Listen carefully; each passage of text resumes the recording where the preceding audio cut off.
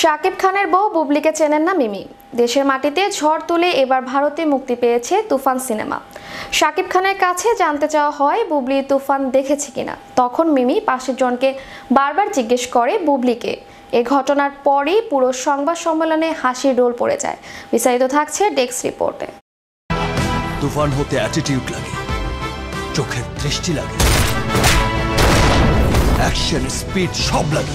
দেশের মাটিতে ঝড় তুলে এবার ভারতে মুক্তি পেয়েছে ঢাকাই চলচ্চিত্রের শীর্ষ নায়ক শাকিব খান অভিনীত তুফান সিনেমা।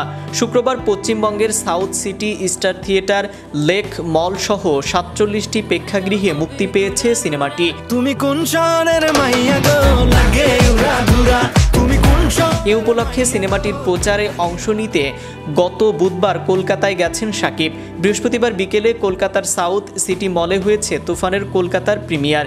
এর আগে বিকেলে এক সংবাদ সম্মেলনে হাজির হন শাকিব খান ও মিমি চক্রবর্তী।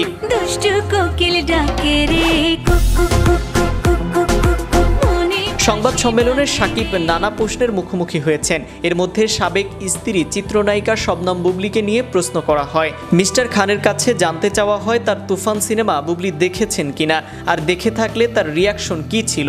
এমন প্রশ্নে শাকিব মাইক্রোফোন হাতে নিয়ে কিছুক্ষণ মুচকি হাসেন। মাইক্রোফোন ছাড়া মজা করে বলেন, কোনো রিয়াকশনই নেই। বুবলি কি ছবিটা দেখেছেন এবং যদি দেখে থাকেন কি রিয়াকশন দিয়েছেন? এরপর ঢালিউড খান বলেন, প্রাসঙ্গিক প্রশ্নে ফিরি, মিমির সঙ্গে কাজের অভিজ্ঞতা কেমন ছিল?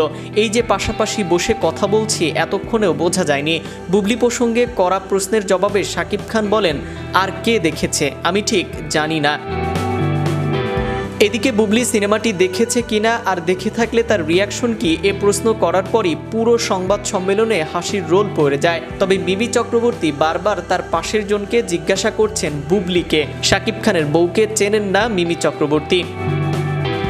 সংবাদ সম্মেলনে আরও উপস্থিত ছিলেন তুফান সিনেমার নির্মাতা রায়হান রাফি, নায়িকা মিমি চক্রবর্তী, প্রযোজক শাহরিয়ার শাকিল ও তুফানের ইন্টারন্যাশনাল ডিস্ট্রিবিউটর ও SVF এর প্রযোজক মহেন্দ্র সনি। শাকিবের জবাবে উপস্থিত সবাই হেসে ওঠেন। তবে মিমি চক্রবর্তী বারবার তার পাশের জনকে জিজ্ঞাসা করেছেন বুবলিকে। এরপর থেকে সামাজিক যোগাযোগ মাধ্যমে বিষয়টি নিয়ে অনেকেই মজা করে থাকেন, আর স্বাভাবিকভাবে সবটা সামলে নেয়ার জন্য প্রশংসা পান শাকিব খান। উল্লেখ্য, পবিত্র ঈদুল আজহায় দেশের প্রেক্ষাগৃহে মুক্তির পর থেকেই সিনেমাটি দেখতে হুমড়ি খেয়ে পড়েছেন দর্শকেরা।